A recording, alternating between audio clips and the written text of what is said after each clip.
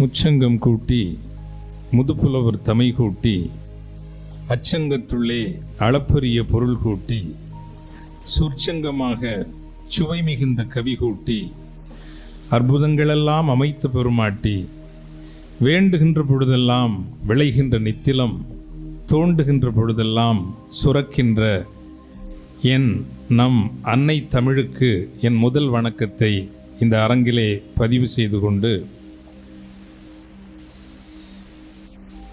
இரண்டு மிக பெரும் மகிழ்ச்சி, நிலம் சார்ந்த மதிப்பும் அறம் சார்ந்த பற்றும் தான் வாழுகின்ற சமூகத்திற்கு நல்லது செய்ய வேண்டும் என்ற அக்கறையும் கொண்ட மரியாதைக்குரிய அசோகன் போன்றவர்கள் இன்று கல்விக்கான மட்டுமல்ல சமூகத்திற்கான நம்பிக்கையாகவும் இருக்கிறார்கள். அப்படிப்பட்ட அற உணர்வும் நல்லுணர்வும் கொண்ட ஒரு பள்ளியில் வந்து உரையாற்ற எனக்கும் ஒரு வாய்ப்பு கிடைத்தது என்பது முதல் மகிழ்ச்சி. இரண்டாவது, கல்வி என்பது இன்று பெருமளவுக்கு வணிகம் என்று ஆகிவிட்ட ஒரு காலகட்டத்தில் பள்ளிகளுக்கிடையே நிறுவனங்களுக்கிடையே போட்டி என்பதுதான் யதார்த்தம். நீங்களே கூட இதுவரையான நேரத்தில் அதிக கரவொலியை தந்தது திரு அசோகன் அவர்களும் மகாதேவா குருஜி வித்யாலயா அந்த பள்ளியினுடைய பொறுப்பாளரும் பாரியவர்களும் அப்துல் லத்தீப் அவர்களும் மூவேந்தர்கள் போல கரம் கோர்த்த போது நீங்கள் ஒரு மிகப்பெரிய கரவொலியை தந்தீர்கள். ஒத்துழைப்பு, ஒற்றுமை, நட்பு என்பதற்கு இன்று தமிழ் சமூகத்திற்கு தேவைப்படுகின்ற மிக பெரும் பண்பு நலன்கள் நீங்கள் தந்தீர்கள். அதற்காக மீண்டும் ஒரு முறை நீங்கள் கரவொலி எழுப்பி அவ்வாறே நான் மதிக்கிற மிகவும் நெஞ்சில் வைத்து மதிக்கிற தியாகப்பாரி செந்தூர்பாரி குடும்பத்தினருக்கும் என்னுடைய நன்றியையும் பகிர்ந்து கொண்டு சற்றே மிகைப்படுத்தி என்னை பற்றி இங்கு சொன்னார்கள். நீங்கள் அதை பெரிதாக எடுத்துக்கொள்ள வேண்டாம். உங்களோடு சில கருத்துக்களையும் வாழ்வின் அனுபவங்களையும் பகிர்ந்து கொள்ளவும், உங்களிடமிருந்து சில கேள்விகளால் நான் கற்றுக்கொள்ளவும் இந்த 1 மணி நேரம் அல்லது 45 நிமிடங்கள் நாம் எடுத்துக்கொள்ளலாம். ஒன்று,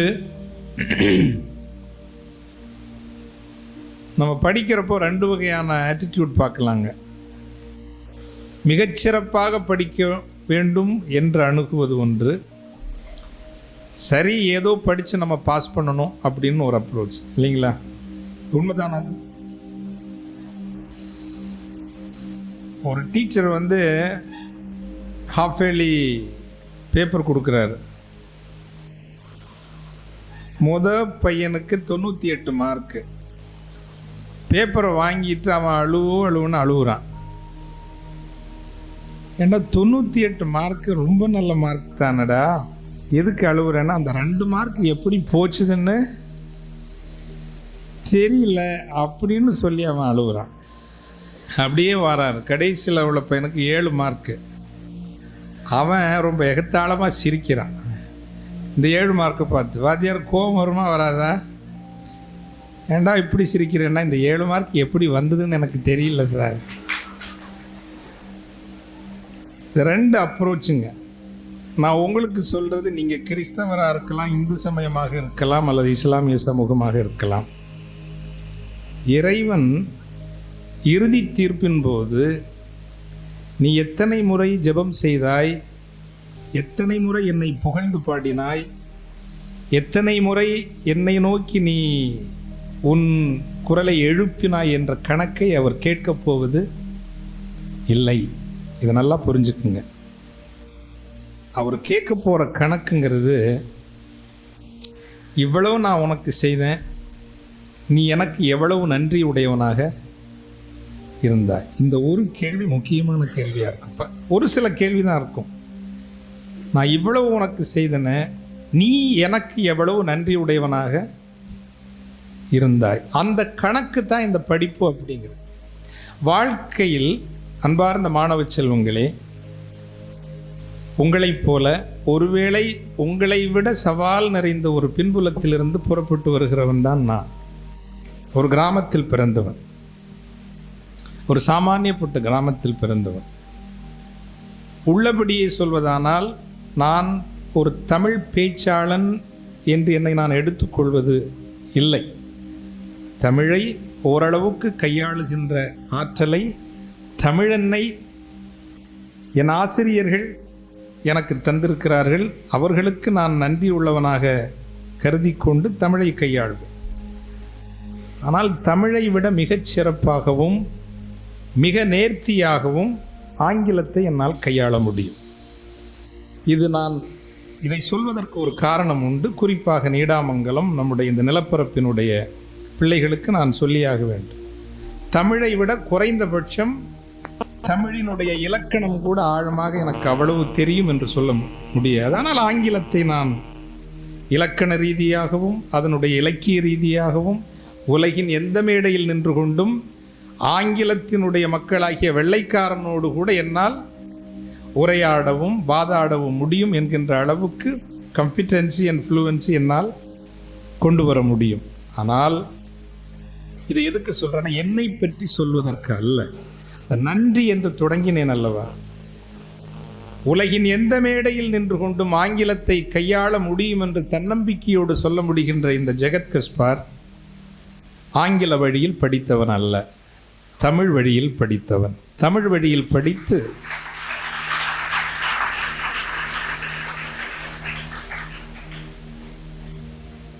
தமிழ் வழியில் படித்தவன் மட்டுமல்ல, ஒரு கிராமத்தினுடைய மிக மிக சராசரியான ஒரு அரசு பள்ளியில் படித்தவன். அரசு பள்ளி, தனியார் பள்ளியில் படிக்கின்ற வாய்ப்பு கூட எனக்கு கிடைத்திருக்கவில்லை. அரசு பள்ளியிலும் கூட இதுவும் நீங்கள் ரொம்ப முக்கியமாக கவனிக்கிறது. நம்ம சமூகத்திற்கு ஒரு சாபக்கேடு இருக்கிறது, சாதி என்கின்ற ஒரு சாபக்கேடு இருக்கிறது. பெரிய சாபக்கேடு, மிக பெரும் சாபக்கேடு இருக்கிறது. அந்த சாதியினுடைய உண்மையான இழிவு என்னவென்றால், சக மனிதர்களை பேதப்படுத்தி நடத்துவது மட்டுமல்ல, நம் மனதிற்குள்ளேயே ஒரு படிநிலை மனப்பான்மை என்று ஒன்று வந்து விடுகிறது. சற்று வசதியாக இருக்கிறவர்களை மதிக்க வேண்டும், வசதி குறைந்தவர்களை மதிக்க வேண்டாம், ஒரு சாமானிய தொழில் செய்கின்றவர்களை நாம் இழிவாக கூட நடத்தலாம் என்கின்ற ஒரு படிநிலை மனநிலை ஒன்று நமக்கு வந்துடுது இல்லைங்களா? வருதா இல்லையா? இருக்குதா இல்லையா? இதுதான் சாதி என்பது சில பெயர்கள் குழுமம் சார்ந்தது அல்ல, அது ஒரு மனநிலை. ஒரு ஆஃபீஸுக்கு போனால் பெரியவங்களை மதிக்கணும், கீழே இருக்கிற கிளர்க்கையோ அல்லது துப்புரவு செய்கின்றவர்களையோ நாம் மதிக்க வேண்டாம் அப்படிங்கிற மனநிலை நமக்கு இருக்கிறதா இல்லையா? இருக்கிறது. அந்த துப்புரவு செய்கிறவர் உயர் ஜாதியை சார்ந்தவராக கூட இருக்கலாம், ஆனால் அவரை மதிக்க வேண்டாம் என்கின்ற படிநிலை மனம். இது படிப்பிலையும் இருக்குங்கிறார். எப்படி இருக்கு? ஒரு காலத்தில் மேத்தமேட்டிக்ஸ் பிசிக்ஸ் எடுத்தாதான் நம்பர் 1, மேத்தமேட்டிக்ஸ் பாட்னி சுவாலஜி எடுத்தா நம்பர் 2, அக்கௌண்டன்சி காமர்ஸ் எடுத்தா நம்பர் 3. உருப்படாதது உதவாதது எல்லாம் எங்கே வந்து சேரும்? எங்கே வந்து சேரும்? சொல்லுங்க தம்பிங்களா. ஹிஸ்டரி தமிழ் இல்லையா? நம்ம எல்லாம் தமிழுக்காக பேசுவோம். இதுவும் ஒரு படிநிலை, இதுவும் ஒரு படிநிலை. அது உயர்வு, இது உபயோகம் இல்லாதது, பயனற்றது. இதை எதற்கு சொல்ல வந்தேன் என்றால், மீண்டும் நன்றி என்கின்ற கான்செப்டில் சொல்கிறேன். உங்கள் முன்னால் நின்று உரையாடுகின்ற ஒரு ஆசீர்வாதத்தை தந்தருளிய இயற்கைக்கு நன்றி சொல்லி, நான் ஆங்கில வழியில் படித்தவன் அல்ல, ஒரு கிராமத்தினுடைய அரசு பள்ளியில் படித்தவன் மட்டுமல்ல, அந்த அரசு பள்ளியிலும் எல்லோராலும் கடைசியில் வைக்கப்படுகின்ற வரலாறும் தமிழும் படித்து இன்று 40 நாடுகளுக்கு சென்று மேடைகளை கண்டுவன்.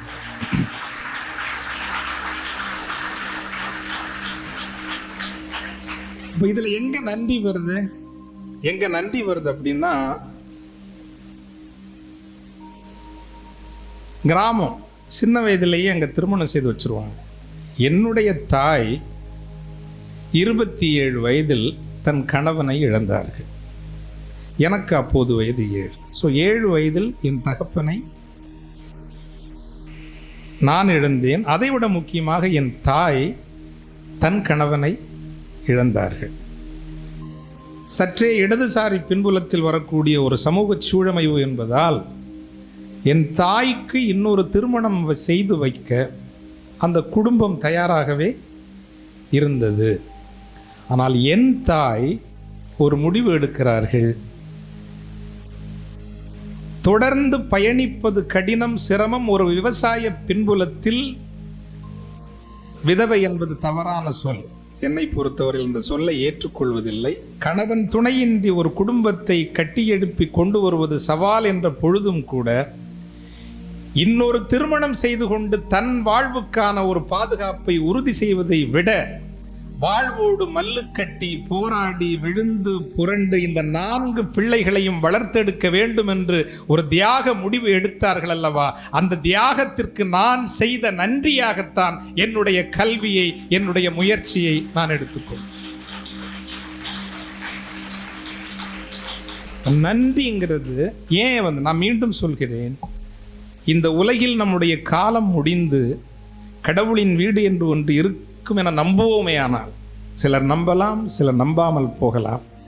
நான் நம்பிக்கையாளன் என்கின்ற வகையில் என்னை பார்த்து, நான் ஒரு ஃபாதர், இங்கே ஒரு சிஸ்டர் கூட இருக்கிறாங்க, எத்தனை பூசை வச்சிங்க, எத்தனை நீங்கள் ப்ரேயர் பண்ணீங்கலாம் அவர் என்ன கேட்க போகிறது இல்லை.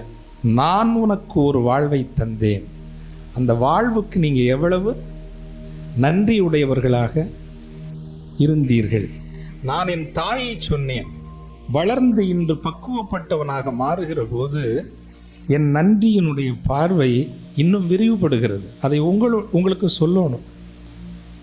ஏன்னா நான் தனித்து இயங்குகிறவன் அல்ல, தனித்து இயங்கவும் நம்மால் முடியாது. நான் எப்போதும் சொல்வது உண்டு, இந்த ஒலிபெருக்கி எவ்வளவு நேர்த்தியாக என் குரலை, ஒவ்வொருவருடைய குரலையும் கொண்டு வந்து சேர்க்கிறது. இந்த ஒலிபெருக்கியை நான் உருவாக்கினேனா? இல்லை, இல்லையா? இந்த மின்விசிறி ஓடிக்கொண்டிருக்கிறது. ஒளி, இந்த இருக்கை, இந்த கட்டிடம், இதில் ஏதாவது இங்கிருக்கின்ற ஒன்றை நாம் உருவாக்கி கொண்டோமா? இல்ல இல்ல, யாரோ எங்கோ நமக்காக உழைத்திருக்கிறார்கள், இல்லையா? உருவாக்கி இருக்கிறார்கள். அல்லது இன்று 1:30 மணிக்கு அல்லது 1 மணிக்கு நீங்கள் உணவருந்தத்தான் போகிறீர்கள். இன்னைக்கு நீங்கள் இந்த மத்தியானம் மட்டும் கொஞ்சம் கான்டம்ப்ளேட்டிவாக கொஞ்சம் சிந்திச்சு பாருங்களேன். அந்த ஒரு பிடி சோறு உங்கள் கையில் எடுத்து வச்சுட்டு, இந்த ஒரு பிடி சோறு என் கைக்கு வர எங்கு யார் நிலம் உழுதார்கள் என்று எனக்கு தெரியாது. இந்த ஒரு பிடி சோறு என் கைக்கு வர யாரோ எனக்காக நிலம் உழுதார்கள், யாரோ நாற்று நட்டார்கள், யாரோ நீர் பாய்ச்சினார்கள், யாரோ களை பறித்தார்கள், யாரோ கதிர்முற்றி கனிந்த பொழுது அதை அறுவடை செய்து களத்து மேனியில் இட்டு அதை நெல்மணிகள் ஆக்கி அரிசி ஆக்கி மூட்டையில் கட்டி வாகனத்தில் ஏற்றி ஒருவர் ஓட்டி ஒரு இடத்திற்கு வந்து சேர்ந்தது. என் வீட்டில் உள்ளவர்கள் சென்று அல்லது நிறுவனத்தில் உள்ளவர்கள் சென்று அதை வாங்கி வந்து சோறாக மாற்றினார்கள். இந்த ஒரு பிடி சோறு என் கைக்கு வர எத்தனை மனிதர்கள் இடையில் இணைந்திருக்கிறார்கள், உழைத்திருக்கிறார்கள் என்று நன்றி பூர்வமாக எண்ணி நெஞ்சில் நன்றி நன்றி என்று சொன்ன எத்தனை பேர் நம்முடைய இருப்போம்? காசு கொடுக்குறோம் இல்லை அப்படின்னு சொல்லலாம், காசு அல்ல, இல்லையா? காசு பணம் அல்ல.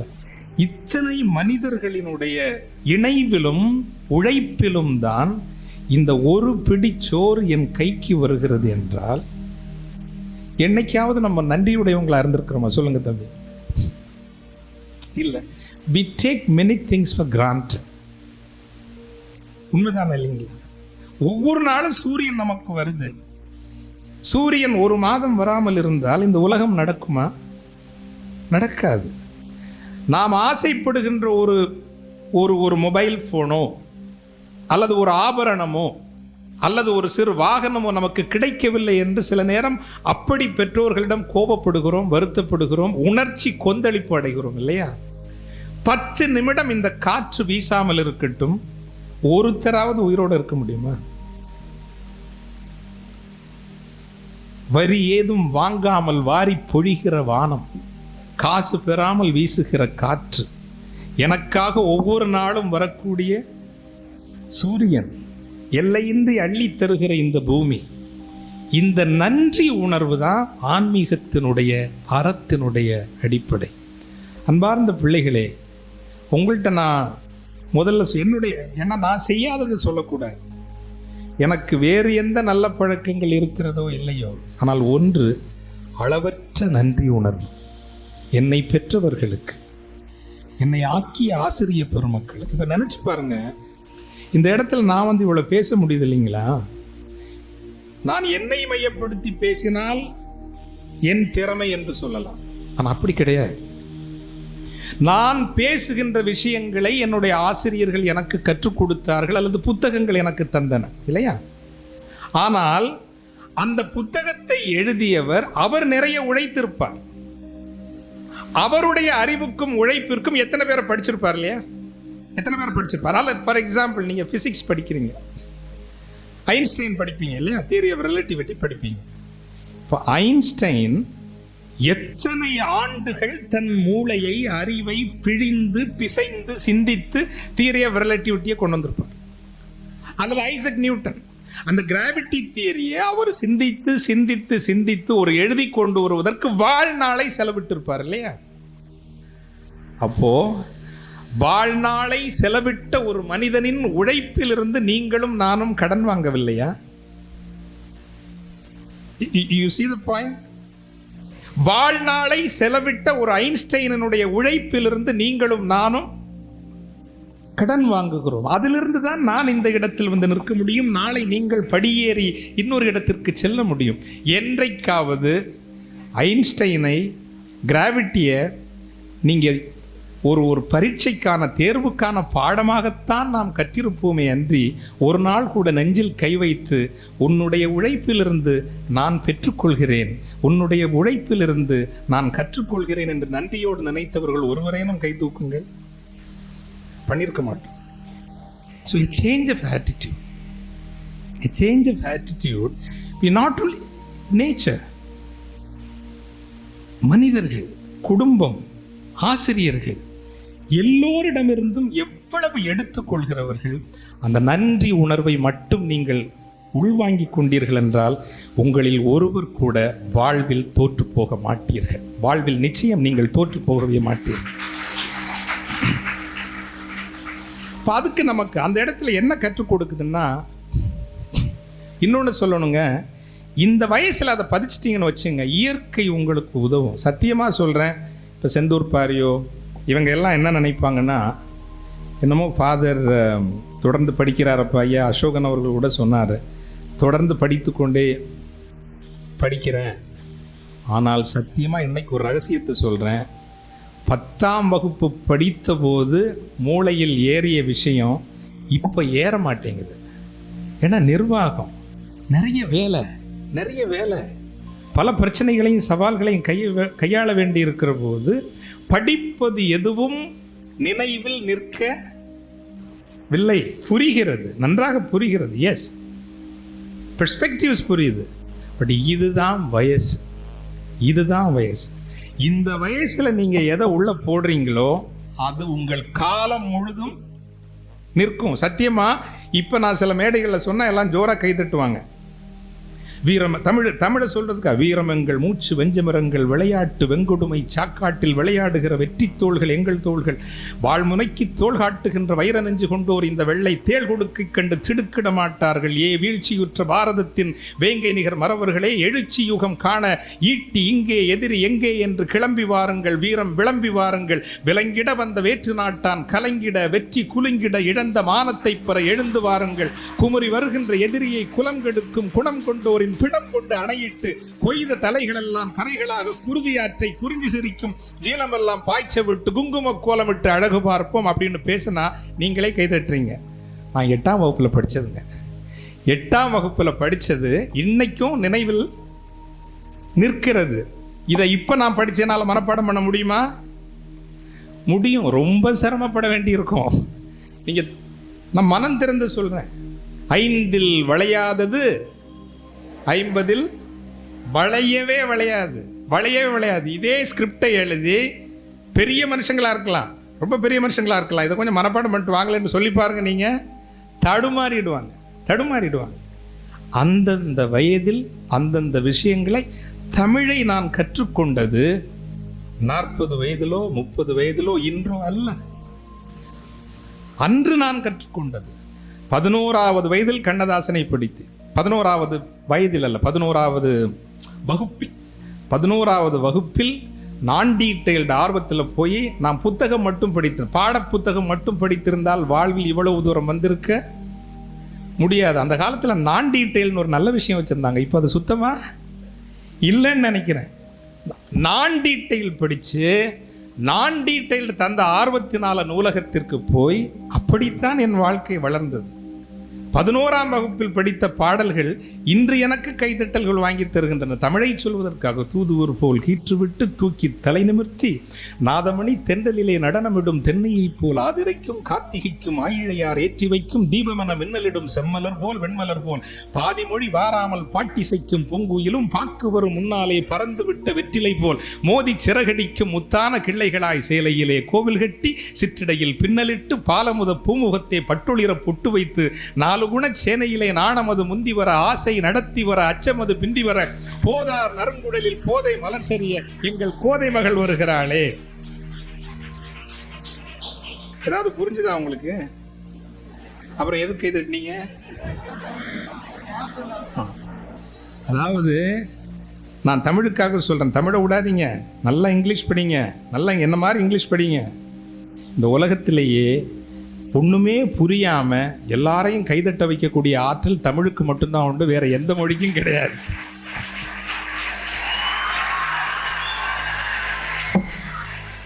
ஏன்னா மாணிக்கவாசக பெருமான் ரொம்ப அழகா சொல்வார் திருவாசகத்தில் சொன்னா, பண் சுமந்த பாடல் பரிசு படைத்தருளும் பார். இசையை சுமக்கின்ற ஒரு மொழி தமிழ் மொழி. பண் சுமந்த பாடல், பண் சுமந்த பாடல் பரிசு படைத்தருளும் பெண் சுமந்த பாகத்தான் பெம்மான் பெருந்துரையான் விண் சுமந்த கீர்த்தி வியமண்டலத்து ஈசன் கண் சுமந்த நெற்றி கடவுள் கலிமதுரை மண் சுமந்து கூலி கொண்டு அக்கோவால் மொத்துண்டு புண் சுமந்த பொன்மேனின்னு மாணிக்கவாசகர் சொல்வார். அது விடுங்க. பட் எதற்கு சொல்ல வந்தேன் என்றால், 11ஆம் வகுப்பில் படித்ததுதான் இன்றும் என் நினைவில் நிற்கிறது. விட்டுறாதீங்க தம்பிங்களா, விட்டுறாதீங்க தங்கச்சிங்களா. இதுதான் உங்க வயசு, இதுதான் உங்க வாய்ப்பு. ஏன்னா ஒரு 22 வயசு தாண்டினாலே நமக்கு வாழ்க்கை நிறைய சவால்களை. இன்னைக்கு நம்ம ஒரு கோழி தன் குஞ்சுகளை எப்படி பார்த்து கொள்ளுமோ அப்படி நம்ம அப்பா அம்மா ஆசிரியர்கள் பார்த்துக்கிறாங்க இல்லையா? நம்ம என்ன தப்பு பண்ணாலும் நம்மளை அப்படி அரவணைச்சு பார்த்துக்கிறாங்க. இந்த அரவணைப்பு இன்னும் ஒரு 5-10 வருஷத்தில் ஒருவேளை நம்மவே தேட மாட்டோம், நமக்கு இருக்காது. அப்போ இதுதான் வயது. இந்த வயதை எவ்வளவு கற்றுக்கொள்ள முடியுமோ, எவ்வளவு முயல முடியுமோ அவ்வளவு முயற்சி செய்யுங்க. அதில் 2 விஷயத்த சொல்கிறேன். கோச்சுக்காதீங்க. அப்பா அம்மா கொஞ்சம் ஸ்ட்ரிக்டாக இருந்தாலோ அல்லது டீச்சர்ஸ் கொஞ்சம் ஸ்ட்ரிக்டாக இருந்தாலோ தயவு செய்து கோச்சுக்காதீங்க. ஏன்னா யாருமே ரெண்டு கதைகளை நான் சொல்றது உண்டுங்க. யாருமே உங்களை காயப்படுத்தணும்னு செய்யறது இல்லை. அதை நீங்களே யோசித்து பாருங்களேன். நீங்கள் இப்போ எல்லாம் 10th 11th 12th ஸ்டூடெண்ட்ஸாக இருக்கிறீங்களா? இதுதான் வயசு. ஏன்னா இந்த வயசுலேருந்து நீங்கள் அப்படியே ஒரு ஸ்டேஜ்லேருந்து இன்னொரு ஸ்டேஜுக்கு போறீங்க. உடல் ரீதியாக, மன ரீதியாக, உணர்வு ரீதியாக, எல்லா வகையிலும் ஒரு கட்டத்திலேருந்து நீங்கள் இன்னொரு கட்டத்துக்கு கடந்து போவீங்க. பட்டுன்னு உங்களுக்கு இப்போ எல்லாம் கோபம் வந்துடும். வருதா வரலையா? பட்டுன்னு கோபம் வரும். இது இயல்பு. பட் கொஞ்சம் நம்ம அதை கான்ஷியஸாக இருக்கணும். அது கொஞ்சம் நம்ம ஏன் நடக்குதுன்னு. அப்போ இந்த கட்டத்தில் பெற்றோரிடம் ஆசிரியர்கள் நீங்கள் கோவிச்சுக்காது. ஏன்னா நாளைக்கு உங்கள் பார்வை நிச்சயமாக மாறுமா மாறாதா? மாறும். நான் வாழ்க்கை பயணத்தை இப்படி தான் சொல்கிறது. நம்ம சின்னோண்டு குழந்தைங்களா இருக்கிறப்போ உங்கள் அப்பாவை பற்றி உங்களுடைய பார்வை எப்படி இருந்தது? ஒரு 3 வயசு 4 வயசு இருக்கிறப்போ உங்கள் அப்பாவை என்ன நினைப்பீங்க? எங்கள் அப்பாவுக்கு தெரியாதது எதுவுமே இருக்க முடியாது. அப்படி தான் நினச்சிங்க. My daddy is everything, my daddy is my god. எங்கள் அப்பா தான் எனக்கு கடவுள். My daddy knows everything. எங்கள் அப்பாவுக்கு எல்லாமே தெரியும். இதே நீங்கள் ஒரு 12-13 வயசாகிற நேரம் எப்படி மாறிச்சுது உங்கள் பார்வை?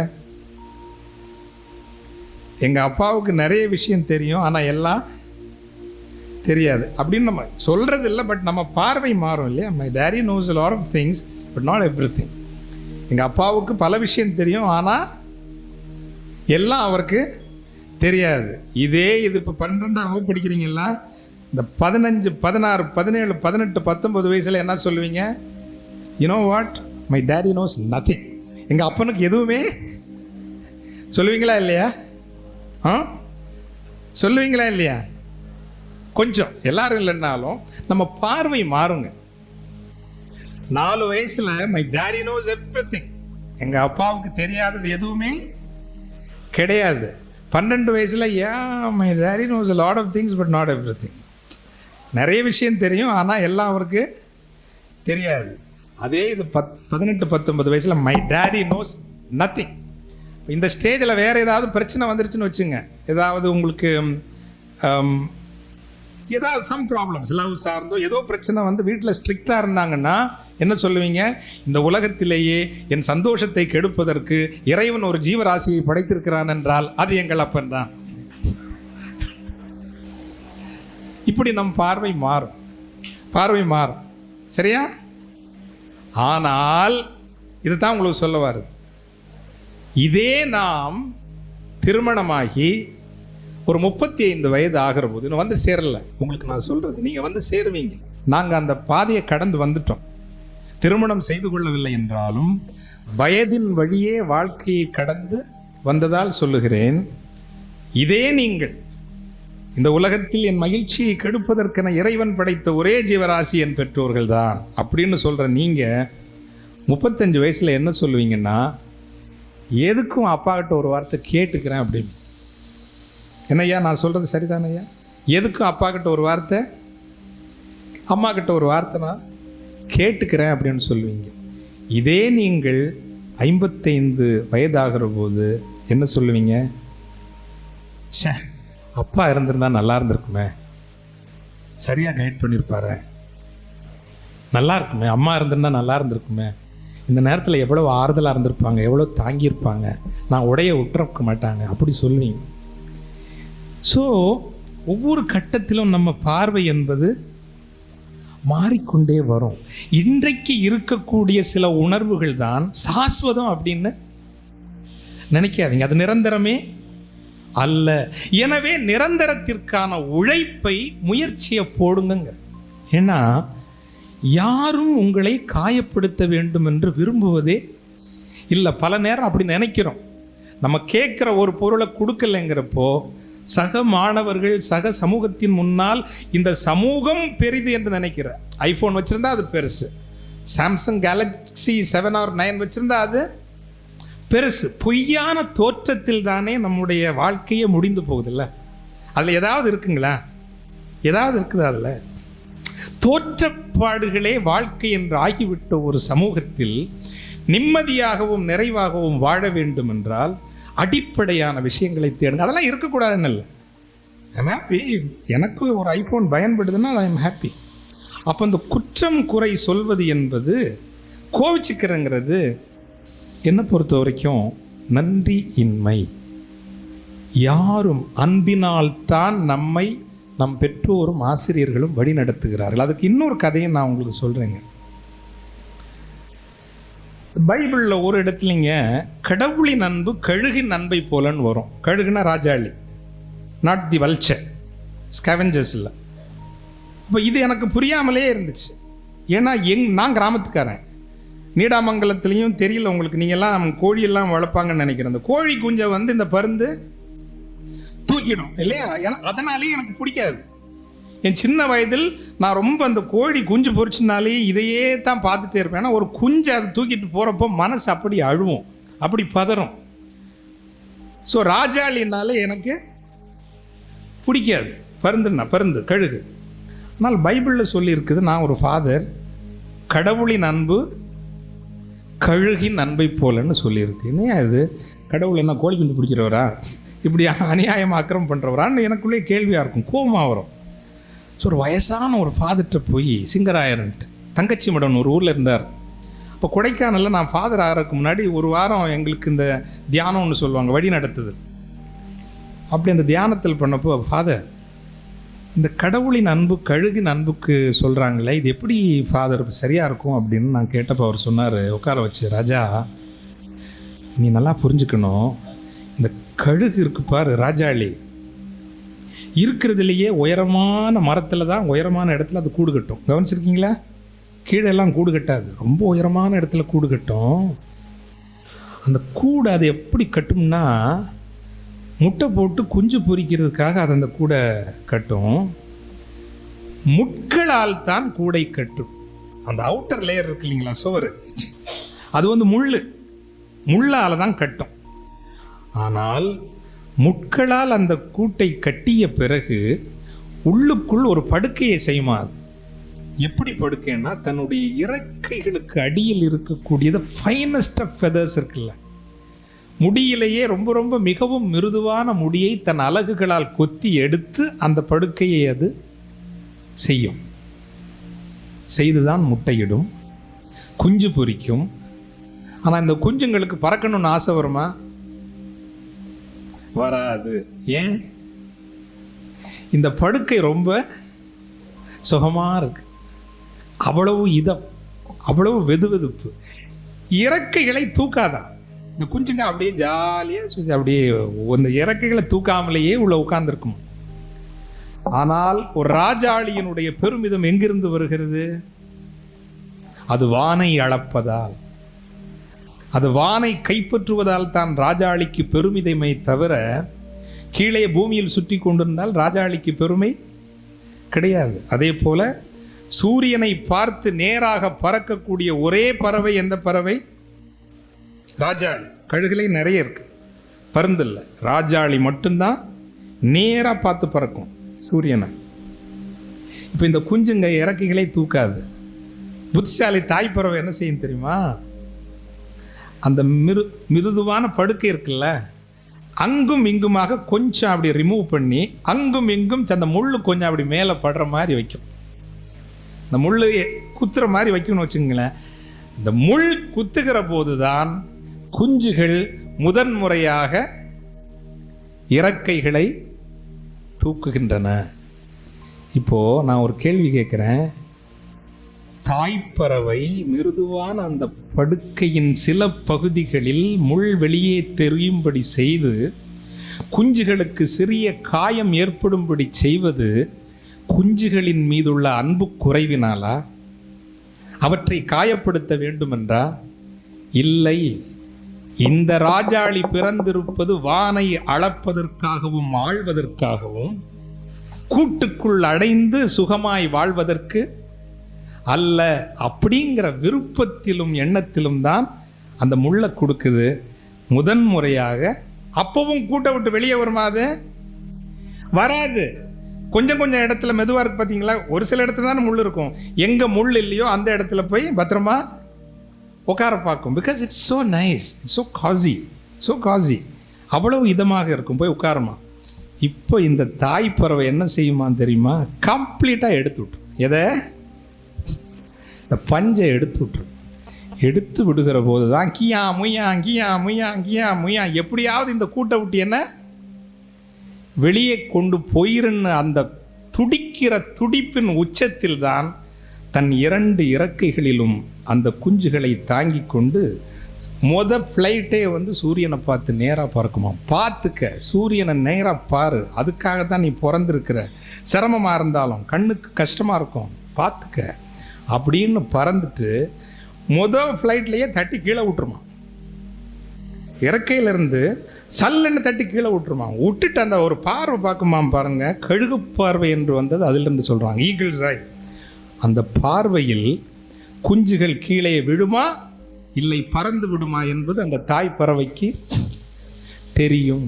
தெரியும் கீழே விழும் என்றால் அப்படி தன் பிள்ளைகளை மீண்டும் சிறகுகளில் தாங்கிக் கொள்ளும். இல்லை பறக்க முடியும் என்றது கருதினால் தாயும் பிள்ளைகளும் அதன் பிறகு சந்தித்துக் கொள்வதில்லை. அந்த பிள்ளைகள் வானை ஆளவும் அளக்கவும் புறப்பட்டு சென்று விடும். இதுதான் கழுகிறது.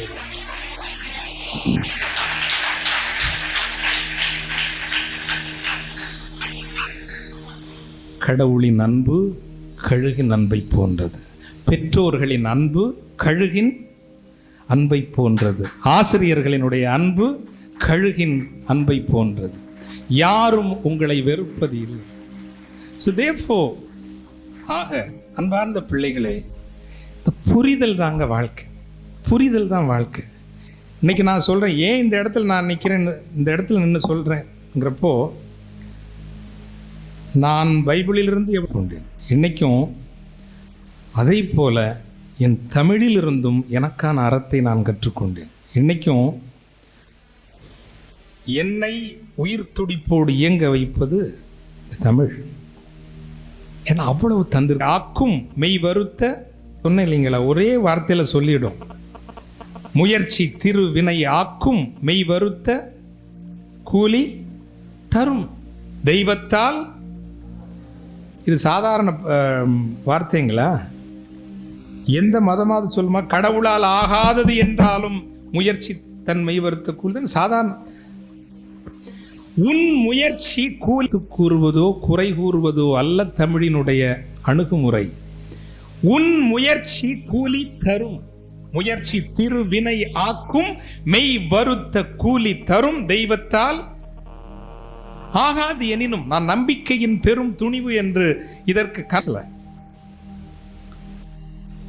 என் வாழ்க்கையில் நான் கற்றுக்கொண்டதைத்தான். நான் மேடை பேச்சுக்காக உங்கள்கிட்ட பேசல. சின்ன வயசுல படிக்கிறப்போ எனக்கு கணக்கு சுத்தமா வராதுங்க. 8 துண்டா வெட்டி போட்டாலும் கணக்கு வரவே வராது. உங்களை யாராவது கணக்கு வராதவங்க இருக்கிறீங்களா? கை தூக்குங்க. நமக்கு நண்பர்கள் இருக்கு. அடேங்கப்பா, நீடாமங்கலத்தில் நிறைய நண்பர்கள்ப்பா. வந்து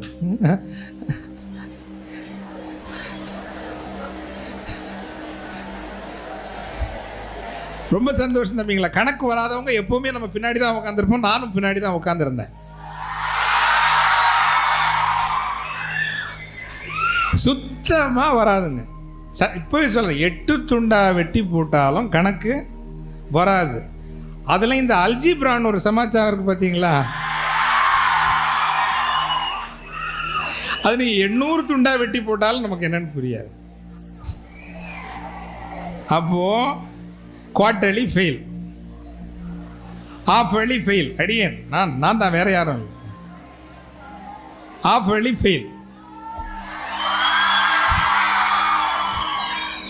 ஃபர்ஸ்ட் ரிவிஷனும் fail. First revision fail, first revision fail. தலைமை ஆசிரியராக இருந்தார் நாகர்கோவில். சிவகங்கையில் ஒரு ஃபாதர் தான், காளையார் கோவில்காரர். எங்களுக்கு தலைமை ஆசிரியராக இருந்தார். நாகர்கோவில் கார்மல் மேல்நிலைப்பள்ளியில் நான் படித்தேன். அப்போவே நான் ஃபாதராக போயிட்டேன்னா அவருக்கு கோவம் வந்துருச்சு. ரிவிஷன் டெஸ்ட்லேயே ஃபெயில் ஆனதும், எங்கள் பள்ளி எப்படி இருக்குன்னா, அந்த நாஷன் டெஸ்ட்டு 32 மார்க் எடுத்திருக்கேன்னு அட்டின்னு அடித்து, ஏறக்குறைய எங்கள் பள்ளி எப்படி இருக்குன்னா, அந்த 4 பக்கம் பில்டிங், நடுவில் வந்து கிரவுண்டு மாதிரி இருக்குங்க. நடுவில் பேப்பரையும் கொடுத்து பேப்பரோடு போய் அதில் முழங்கால நிறைய பேர் தோத்தானுங்க. ஆனால் நான் சாமியார் படிக்கிற பையங்கிறனால அவருக்கு அவ்வளோ கோவம் வந்தது. ஒட்டுமொத்த பள்ளியும் இந்த வண்டலூர் முழங்கால் உட்கார வச்சார். அதாவது சுருக்கமாக சொல்லணும்னா, அப்படி ஒட்டுமொத்த பள்ளியும் இந்த வண்டலூர் ஜூவில் இருக்கிற ஒரு ஸ்பெஷல் அனிமல் மாதிரி நம்மளை பார்க்கும். அந்த ஒரு ஒரு பிராணி மாதிரி ஒரு அப்படி. வாழ்க்கையில் எது வேணாலும் பட்டுடலாம், எது மட்டும் படக்கூடாது, சென்ஸ் ஆஃப் ஷேம் பட்டுடலாம். இந்த அவமானத்தை மட்டும் பற்றவே கூட. அப்படி ஒரு சென்ஸ் ஆஃப் ஷேம், ஒரு ஒரு கடுமையான அவமான உணர்வு, நினச்சி பார்க்க முடியாத அவமான உணர்வு. அத்தனை பேரும் அவன் ஏதோ ரொம்ப படிப்பாளியாக வந்து நமக்கு குத்துது. அத்தனை பேரும் கூட நம்மளை வந்து அப்படி ஒரு நக்கலாக தூரத்துலேருந்து பார்க்குறது, ஒவ்வொரு ஈட்டியாக வந்து நமக்கு குத்துது. அத்தனை ஈட்டியையும் பிடுங்கி இந்த ஹெட்மாஸ்டரை குத்தணும் போல் நமக்குள்ள அப்படி ஒரு வெறி, அப்படி வெறி. சத்தியமாக இன்னைக்கு என்ன பண்ண முடியும்? ஹெட்மாஸ்டர் நம்ம எதாவது பண்ண முடியுமா? ஒன்றும் பண்ண முடியாது. பட் எனக்குள்ள ஒரு வைராக்கியம் வந்தது. இந்த பிரின்சிபல் ஹெட்மாஸ்டரை, ஃபாதர் தான் ஆகணும், சீனியர் ஃபாதர், இவரை பழி வாங்கியே ஆகணும்னு எனக்கு ஒரு வைராக்கியம். பழி வாங்கணும், எப்படி பழி வாங்கணுங்கிறது அங்கே தான் நீங்கள் வந்து இப்போ கைதட்டுறீங்கன்னு பார்க்கலாமே. நான் பழி வாங்கணும், எப்படி பழி வாங்கணும்னா எனக்கும் கணக்கு வரும்னு நிரூபித்து நான் இவரை பழி வாங்குவேன் அப்படின்னு நான் ஒரு முடிவு.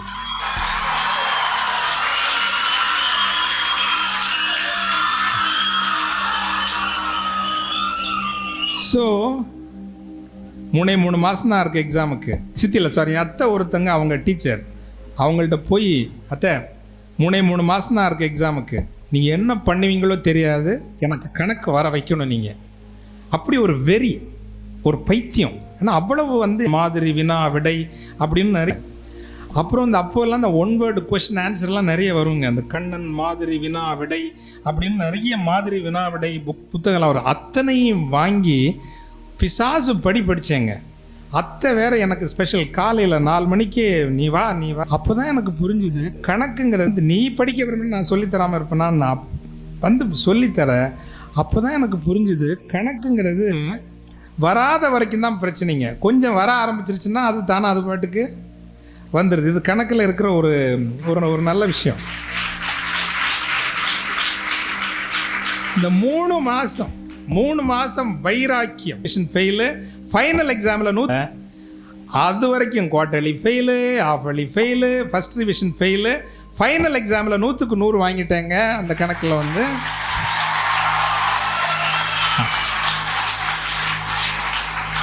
எதுக்கு சொல்கிறேன்னா, முயற்சி திருவினை ஆகாது எனினும் கூலி தரும் தெய்வத்தால் ஆகாது எனினும். மீண்டும் சொல்ற, நல்ல ஞாபகம் வச்சுக்கோங்க. முயற்சி திருவினை ஆக்கும் மெய் வருத்த கூலி தரும் தெய்வத்தால் ஆகாது எனினும். காலையில் வேலுடையார் பள்ளியில் பேசினா எனக்கு ரொம்ப பிடிக்கும். அந்த இது எல்லா மேடையிலையும் சொல்றது, தமிழிலேயே எனக்கு மிகவும் பிடித்த வார்த்தை என்றால் வலி. பலி ஏன்னு யாராவது சொல்லுங்களேன். 3 பள்ளிகளினுடைய சென்ட் மேரிஸ் இருக்கிறீங்க, யூத் வெல்ஃபேர் இருக்கிறீங்க. எனக்கு பிடித்த குருஜி பலி பள்ளி இருக்கிறீங்க. எனக்கு பிடித்த சொல் பலி. யாராவது ஒருத்தங்க சொல்லுங்களேன். தமிழிலேயே எனக்கு ரொம்ப பிடிச்ச வார்த்தை பலி. ஏன்? வலியில் இருந்து வருவதுதான் வலிமை. வலியில் இருந்து வருவதுதான். இதுக்கு கைதட்டுங்க தமிழா, இதுக்குதான் கைதட்டு கிடையாது. வலியின் வழியே வருவதுதான், இல்லாமல் வலிமை கிடையாது. வலியின் வழியே வருவதுதான் வலிமை. No pain no gain. சரியா சொல்றீங்க. அது you know it. No pain no gain. வலியின் வழியே வருவதுதான் வலிமை. அதிலும் குறிப்பாக நம்முடைய பெற்றோர்கள் எல்லாம் வாழ்வோடு மல்லு கட்டி உழைத்து, ஒரு சிலர் ஆசீர்வதிக்கப்பட்டவர்களாக இருக்கலாம், ரொம்ப நல்ல வசதியாக இருக்கலாம். பட் பெருவாரியான நம்முடைய சமூகம் என்பது நம்முடைய பெற்றோர் கஷ்டப்பட்டு பல விஷயங்களை தியாகம் செய்து தான் நம்மளை இந்த அளவுக்கு கொண்டு வராங்க இல்லையா? இந்த அளவுக்கு நம்மை கௌரவமாக இந்த இடத்தில் இருத்தி வைத்திருக்கிறார்கள் என்றால், தங்கள் சார்ந்த எத்தனை கனவுகளை, எத்தனை விருப்பங்களை, எத்தனை ஆசைகளை அவர்கள் தியாகம் செய்தார்கள் என்று நமக்கு அவர்கள் சொல்லுவது இல்லை. But it's their sacrifices. அவங்களுடைய சின்ன சின்ன பல ஆசைகளை அவங்க விட்டு கொடுத்துருப்பாங்க, நமக்கு தெரியாது. ஏன்னா நம்ம அப்பா அம்மாவுக்கு அதை சொல்ல தெரியாது, சொல்ல விரும்புகிறதும் இல்லை. அப்படி இருக்கிற போது அவர்களுக்கு நாம் செய்யக்கூடிய, செலுத்தக்கூடிய ஒரே காணிக்கை என்பது விடாமுயற்சி, உழைப்பு. I will prove my self. I give my self as an offering. என்னையே நான் ஒரு பரிசாக, ஒரு காணிக்கையாக நான் தருகிறேன் என் பெற்றோருக்கும் கடவுளுக்கும்.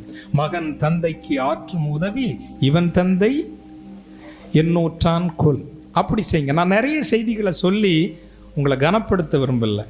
எனவே நன்றி, கடின உழைப்பு, ஒத்துழைப்பு, கோஆபரேஷன் இன்னைக்கு நமக்கு இல்லாமல் இருக்கிறது. நம்ம மட்டும் ஜெயிக்கணும்னு நினைக்கிறோம், அது வெற்றியே கிடையாது. இருந்ததுனால கொஞ்சம் இங்கிலீஷ் நிறைய தப்பு இருக்குது. இப்போ நான் வந்து தப்பிச்சிட்டேங்க. நான் ஒரு கிறிஸ்டியனாக இருந்ததுனால கொஞ்சம் இங்கிலீஷ் ஏதோ குடும்ப சூழலில் இருந்தது. அதனால் நான் இங்கிலீஷில் தப்பிச்சு ஏதோ 10ஆம் வகுப்பு பார்த்தீங்கன்னா ரொம்ப குறைவான மார்க் தான், கேவலமான மார்க் தான் இங்கிலீஷில் கூட. ஆனால் தப்பிச்சுட்டேன் கிராமத்தில். பட் என்னுடைய நண்பர்கள் கணக்கில் 100 எடுப்பாங்க, 98 100. பட் இங்கிலீஷ் அவங்களுக்கு வராது, இங்கிலீஷ் வரல. ஸோ 10th ஸ்டாண்டர்டில் என்னோட நண்பர்கள் கணக்குலையும் சயின்ஸ்லையும் புலியாக நிற்கிறவனும் இங்கிலீஷில் தோத்துட்டாங்க. இன்னைக்கு நான் ஊருக்கு போனாலும் அவங்க சாதாரண கொத்த வேலை, மேசன் ஒர்க்குன்னு சொல்லுவோம்ல, கொத்தனார் தானே, இங்கே அப்படி தானே சொல்லுவோம். கொத்தனார் வேலை செய்கிறப்போ நெஞ்சு அப்படி வெடிக்கும். ஏன்னா என் கூட உட்காந்து கணக்கில் 100 மார்க்கு 90 மார்க்கு 98, ஃபிசிக்ஸ் கெமிஸ்ட்ரியில் அப்படி வாங்கினவங்களுக்கு என்ன சப்ஜெக்ட்? வாழ்க்கையே அவங்களுக்கு முடிஞ்சு போச்சு, வாழ்க்கையே முடிஞ்சு போச்சு. ஸோ நம்ம எஜுகேஷன் இருந்தால் என்ன செய்திருப்பேன்னா, அடிப்படையான ஃப்ளா அது. நான் ஒரு அமைச்சராக இருந்தால் என்ன செய்திருப்பேன்னா, ஒரு தம்பிக்கு கணக்கு வருதா அந்த டிரெக்ஷன்லேயே அவனை கொண்டு போங்க, அந்த டிரெக்ஷனில் கொண்டு போங்க. ஒரு தம்பிக்கு ஹிஸ்ட்ரி மட்டும் வருதா அந்த டிரெக்ஷன்லேயே அவரை நீங்கள் கொண்டு போங்க. என்னதான் நான் அங்கே எடுத்துகிட்டு போயிருப்பேன். இல்லாதவன்னு நீங்கள் ஓரத்தில் ஒதுக்கி வச்சிடாதீங்க, வைக்காதீங்க, என்னதான் நான் அங்கே எடுத்துகிட்டு போயிருப்பேன். இல்லை, அப்படி தான் இருக்கணும், அப்படி தான் இருக்கணும் கல்வி முறை. துரதிருஷ்டவசமாக அப்படி நமக்கு இல்லைங்கிறப்போ, அன்பார்ந்த தம்பிங்களது சென்ஸ் ஆஃப் ரெஸ்பான்சிபிலிட்டி இருக்கு இல்லைங்களா? உண்மையிலேயே கடவுள் மட்டும் இல்லை, வாழ்க்கையில் 10 என்பது நம்மில் ஒருவர் கூட தோற்று போய்விடக்கூடாது. தேர்வில் என்று மட்டுமல்ல, வாழ்க்கையில் 10 வருஷத்துக்கு அப்புறம் இந்த இடத்துல உட்கார்ந்துருக்கிறோம், இந்த வகுப்பில் உட்கார்ந்துருக்கிறோம், 40 பேர் இருக்கிறோம், 40 பேரும் ஜெயிக்கணும்டா. 40 பேரும் எப்படியா ஒரு சாபக்கேடு என்ன ஆயிற்று என்றால், நான் மட்டும், அப்போதான் காவிரி நிலத்து பிள்ளைங்க, இன்னைக்குள்ள ஒரு சாபக்கேடு என்ன ஆயிற்று என்றால், நான் மட்டும் வென்றால் போதும், நான் மட்டும் ஸ்மால் குரூப்ஸ். எல்லோரும் வளரணுங்கிறப்போ படிக்கின்ற பொழுது ஃபார்ம் ஸ்மால் குரூப்ஸ். தேர்வுக்கு முன்னாடி நீங்கள் ஒரு கிளாஸ், நாங்கெல்லாம் எப்படி வளர்ந்தோம்னு நினைக்கிறீங்க? டிஸ்கஸ் பண்ணுவோம். எனக்கு தெரியாததையும் வீண் கதைகள் பேசுவதை விட கற்றதையும் கற்க வேண்டியதையும் டிஸ்கஸ் பண்ணுவோம். எனக்கு தெரியாததை என் நண்பர்கள் சொல்லித் தருவார்கள், எனக்கு தெரிந்ததை என் நண்பர்களுக்கு பகிர்ந்து கொள்வேன். பல முறை ஒரு பாடத்தை பகிர்ந்து கொள்கிற பொழுது தேர்வு எழுவது என்பது எளிதாகி விடுகிறது. So therefore develop a sense of cooperative learning. ஒத்துழைத்து குழுக்களாக, சிறு நண்பர்களாக, நான் மட்டும்தான் எடுக்கணும்னு எல்லாரும் வரட்டுமே, எடுத்தா நான் சந்தோஷம் நீங்கள் கூடாது, நான் மட்டும்தான் எடுக்கணும்னு நினைங்க. ஆனால் என்னை விட சிறப்பாக மற்றவங்க எடுத்தால் நான் சந்தோஷம் நீங்கள் நினைங்க. பிகாஸ் நீங்கள் 25 வருஷம் ஸ்டேட் ஃபர்ஸ்ட் வாங்கினவங்க இன்னைக்கு எங்கே இருக்காங்கன்னு யாராவது எடுத்து பாருங்களேன். எங்கேயும் பெருசாக இருக்க மாட்டாங்க, அதான் இருக்க மாட்டாங்க. So that is not important. இந்த வேல்யூ சிஸ்டம் எல்லாரும் ஜெயிக்கணும், எல்லாரையே வரும். ஒரு சின்ன கதையை வரப்போ நியூ சென்ஸ் ஆஃப் பர்பஸ், ஒரு புதிய அர்த்தம் உங்களை அறியாமலேயே வரும். ஒரு சின்ன கதையை சொல்லி இந்த மரத்தை பற்றியும் சொல்லி முடிக்கலான்னு நினைக்கிறேன். ஏன்னா சாயந்தரம் வேறு நிறைய பேசணும். காலையில் ஒரு பேச்சு பேசிட்டேன், பல நாட்கள் களைப்பினால கொஞ்சம் தொண்டையும் ஒரு மாதிரி தான் இருக்குது. அதனால் நான் நிறைய கருத்து சொல்லவும் விரும்பலை. உங்களுக்கு தெரிஞ்ச ஒரு கதையை நான் கொஞ்சம் மாற்றி சொல்ல விரும்புகிறேன். எல்லாருக்கும் தெரிஞ்ச கதை தான். இந்த ஆமை முயல் ஓட்டப்பந்தயம் தெரியுங்களா உங்களுக்கு? அந்த கதையை நான் கொஞ்சம் மாற்றி சொல்கிறேன். இந்த பக்கம் ஒரு ஆறு ஓடுது, அந்த ஆறு பேர் என்னங்க?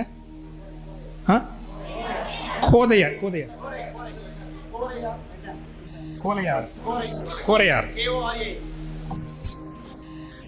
இப்போ இங்க இருந்து நீடாமங்கலத்திலிருந்து திருவாரூர் வரைக்கும் ஓட்டப்பந்தயம். எங்க நம்ம நீலம் ஸ்கூல்ல இருந்து ஆரம்பிக்குது ஓட்டப்பந்தயம், நினைச்சுக்குவோம். நீலம் தானே? நீலம். முதல் ரவுண்டு ஐயா அசோகன் வந்து விசில் அடிச்சு ஆரம்பிக்கிறாரு. ரெண்டும் ஓட ஆரம்பிக்குது. கொஞ்ச தூரம் ஓடிடுச்சு. வழியில் ஒரு ஊர் வந்ததும் முயல் திரும்பி பார்க்குது, ஆமையை காணோம். ஒரு மரத்தாண்ட உட்காந்து தூங்கிருச்சு. உட்காந்த முயல் அப்படியே தூங்கிருச்சு. ஆமை கிளவர் அப்படியே மெதுவாக எந்த நான் what's the moral of the Thiruvarur சேர்ந்துருச்சு. ஜெயித்தது யாரு? ஆமை.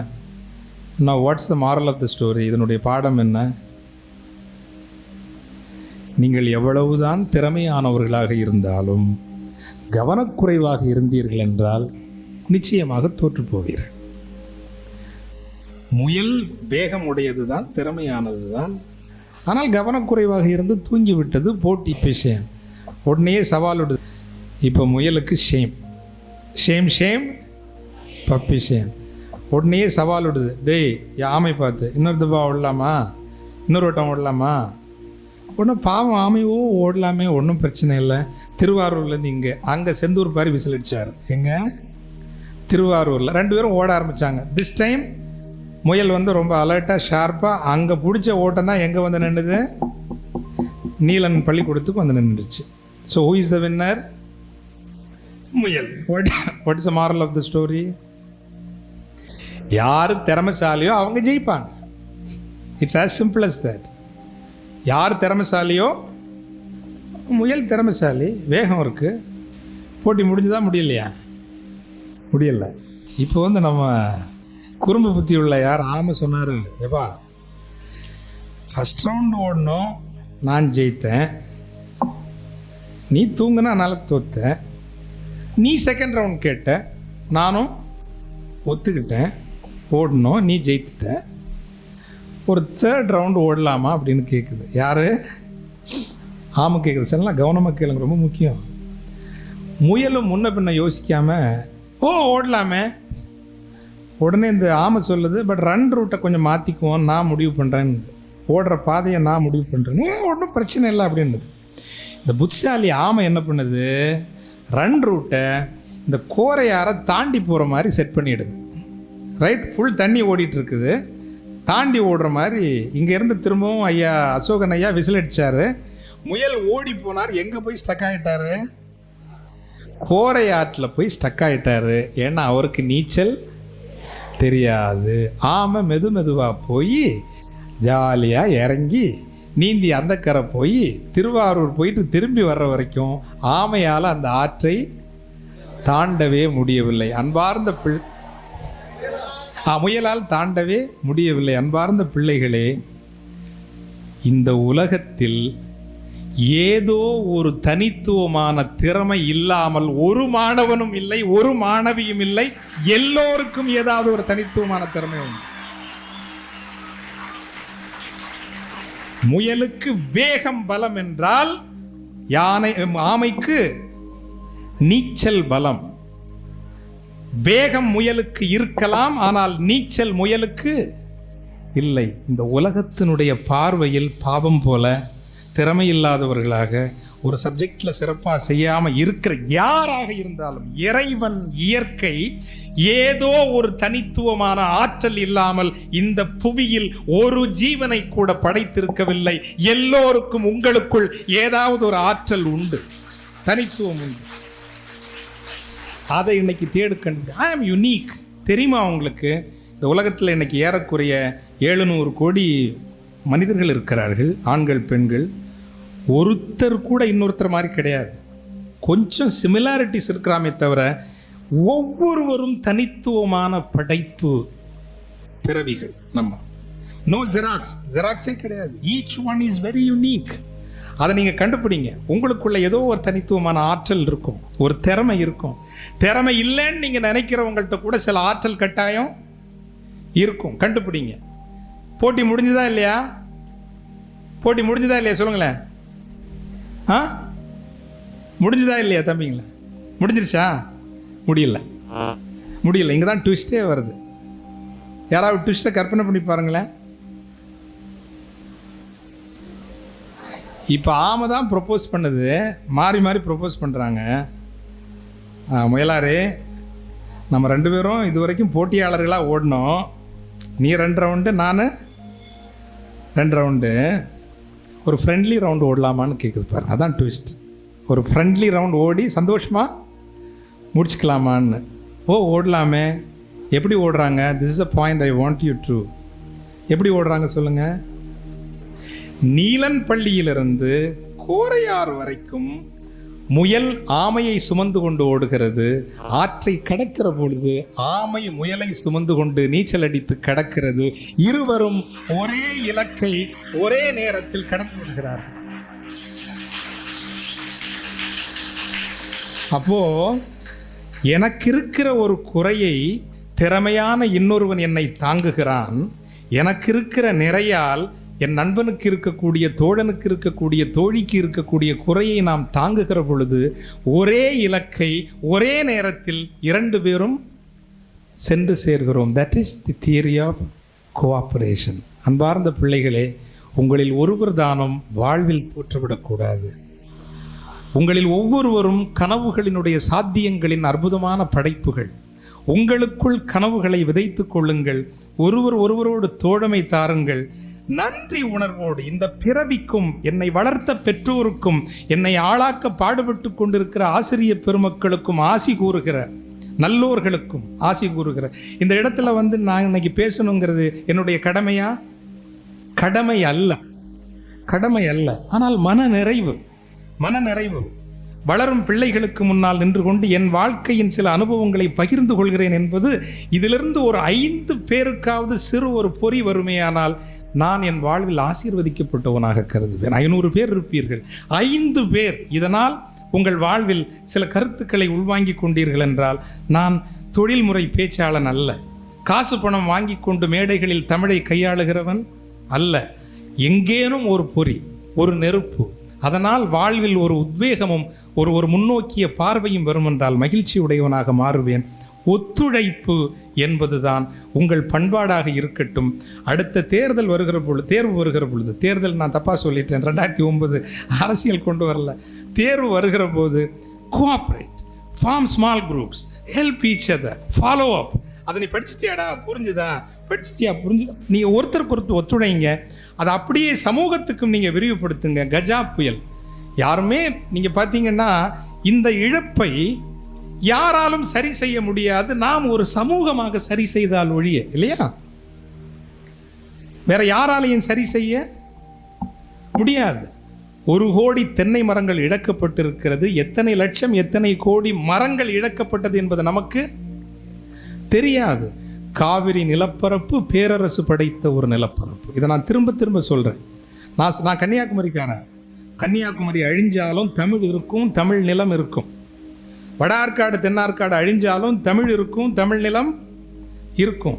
ஆனால் காவிரி படுகை அழிந்து விட்டால் தமிழ் என்பது இல்லை. தயவு செய்து புரிஞ்சுக்குங்க, காவிரி படுகை தான் தமிழ்.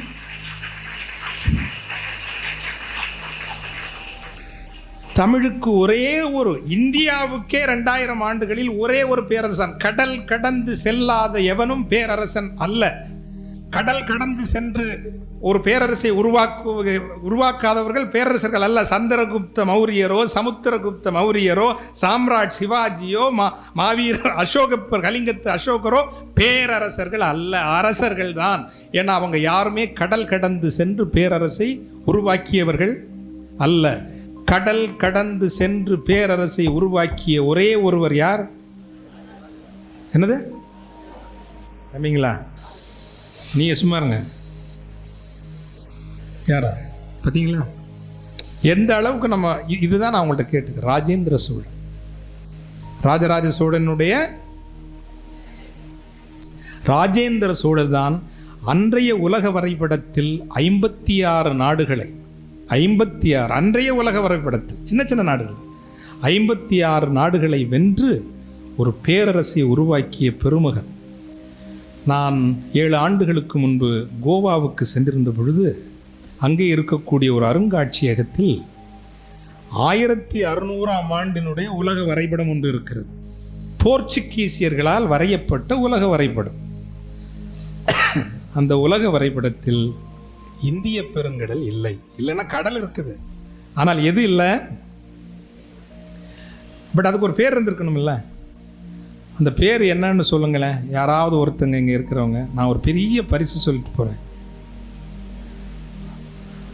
யாராவது சொன்னீங்கன்னா, நான் காலையில் வேலுடையார் பள்ளியில் 10,000 ரூபாய் பரிசு சொன்னேன். அது இன்னும் மிச்சமாக தான் இருக்குது. 1600ஆம் ஆண்டின் உலக வரைபடத்தில் இந்திய பெருங்கடல் என்பது எப்படி அறியப்பட்டது என்று யாராவது சொல்கிறீர்களா? சோழர்களின் ஏரி, சோழா லேக்.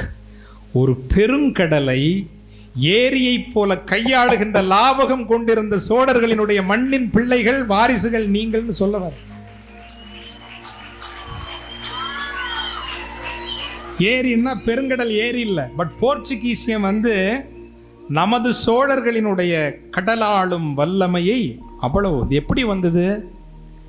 இந்த நிலப்பரப்பில் ஒரு உபரி பொருளாதாரம் இருந்தது. விவசாயத்தால் வந்த உபரி பொருளாதாரத்தில் தான் பேரரசு கட்ட முடிந்ததே தவிர வெறும் வீரத்தை வைத்துக் கொண்டு மட்டும் பேரரசு கட்ட முடியாது. நல்லா புரிஞ்சுக்குங்க. விவசாயத்தை விடாதீங்க.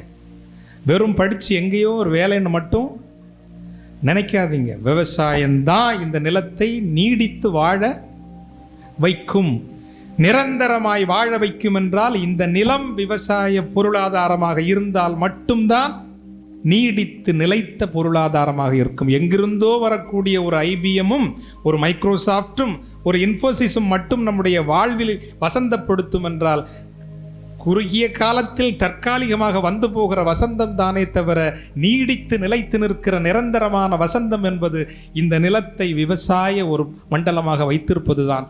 அந்த விவசாயம் தான் உபரி பொருளாதாரத்தை தந்து தமிழர்களினுடைய பெருமித நினைவுகளில் ஒன்றான ஒரு பேரரசையும் தந்தது. இப்போ இன்னைக்கு இந்த 2 கோடி மரத்தையும் மாணவர்களாகி நீங்கள் நினைத்தால் ஒரு பெரிய இயக்கமாக செய்யுங்க. மக்களை நினைத்து அடுத்த 10 ஆண்டுகளுக்குள் இந்த 2 கோடி மரங்களையும் 4 கோடி மரங்களாக நாங்கள் நட்டு முடிப்போம் என்கின்ற ஒரு வைராக்கியத்தையும் உறுதியையும் எடுங்கள். அது இந்த நிலத்திற்கு நீங்கள் செய்யக்கூடிய கடப்பாடு, அறக்கடற்பாடு. மீண்டும் சொல்லுகிறேன், சடங்குகளிலும் சம்பிரதாயங்களிலும் கடவுள் சந்தோஷப்பட போவது இல்லை. தான் படைத்த இந்த உலகை மீண்டும் மீண்டும் மீள கட்டி கொண்டிருக்கிறவர்கள் தான் உண்மையான கடவுளினுடைய பிள்ளைகளை தவிர சடங்கு சம்பிரதாயங்கள் செய்கிறவர்கள் கடவுளின் பிள்ளைகள் அல்ல என்கின்ற அறத்தையும் ஆன்மீகத்தையும் நீங்கள் உள்வாங்கிக் கொண்டு இதை மட்டும் சொல்லி நான் முடிக்கிறேன். காலையில் நான் வேலுடையார் பள்ளியிலேன்னு சொன்னேன், 2004ஆம் ஆண்டுக்கான அமைதிக்கான நோபல் பரிசு நைஜீரிய நாட்டை சார்ந்த வங்காரி மத்தாய் அப்படிங்கிற ஒரு அம்மாவுக்கு, ஒரு தாய்க்கு கொடுக்கப்பட்டது. அவங்க இயற்கை பாதுகாப்புக்காக ரொம்ப உழைச்சவங்க, பாராடினவங்க. அந்த நோபல் பரிசை வாங்குறப்போ அவங்க முடித்தது இப்படி தான் முடித்தாங்க. ரொம்ப சுருக்கமாக உரையாற்றினாங்க. 2 கருத்து சொன்னாங்க. முதல் கருத்தை விட்டு விடுகிறேன். 2வது கருத்து சொன்னாங்க, ஒரு கதையாக சொல்லி முடித்தாங்க. காடு தீப்பற்றி எரிகிறது, காடு தீப்பற்றி எரிகிறது. விலங்குகளும் பறவைகளும் ஊர்வனவும் ஏனைய பரப்பனவும் ஒரு ஆற்றங்கரையில் பறந்தும் நடந்தும் ஓடியும் வந்து எரிகின்ற காட்டை அங்கலாய்ப்போடும் கலக்கத்தோடும் பார்த்து கொண்டிருக்கின்றன. ஒரு ஹம்மிங் பேர்ட், நம்ம தேன் சிட்டு கேள்விப்பட்டிருக்கிறோம், ரீங்கார சிட்டு கேள்விப்பட்டதில்லை. ஒரு ரீங்கார சிட்டு, ஹம்மிங் பேர்ட். அந்த ரீங்கார சிட்டு மட்டும் ஆற்றில் இருந்து தன் அலகில் ஒரு துளி தண்ணீரை எடுத்துக்கொண்டு அந்த பெரு நெருப்பை அணைக்க முயற்சி செய்கிறது. முடியுமா? முடியாது. ஆனால் அந்த ஹம்மிங் பேர்ட், ரீங்கார சிட்டு மீண்டும் மீண்டும் பறந்து வருகிறது. ஒரு சொட்டு நீரை எடுத்துக்கொண்டு அந்த பெரு நெருப்பை அணைக்க முயற்சி செய்து கொண்டே இருக்கிறது. வரிக்குதிரை ஒன்று இந்த சிட்டை பார்த்து ஏளனமாக சொல்லுகிறது, பெரும் யானை கூட்டம் தங்களால் ஒன்றும் செய்ய முடியாது என்பதை அறிந்து புரிந்து சும்மா இருக்கின்றன. மின்னல் வேகத்தில் ஓட திறன் கொண்ட சிங்கங்களும் புலிகளும் சிறுத்தைகளும் பெருசா ஒன்றும் செய்ய முடியாது அப்படின்னு சும்மா இருக்கின்றன.